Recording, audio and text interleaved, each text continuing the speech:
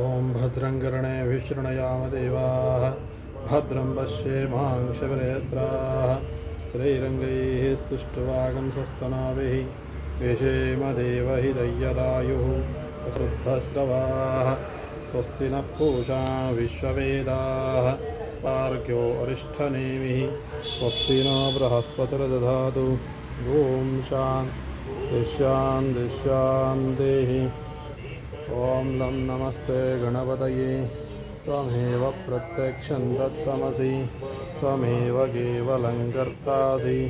त्वमेव केवलं हर्तासि त्वमेव सर्वं कल्विदं ब्रह्मासि त्वं साक्षादात्मासि नित्यं ऋतं भज्मि सत्यं भज्मि अवक्तं माम् अवक्तारम् अवश्रोतारम् अवधातारम् अवानोजानमवशिष्यम् अवश्चात्ताहादि अवपुरस्ताहादि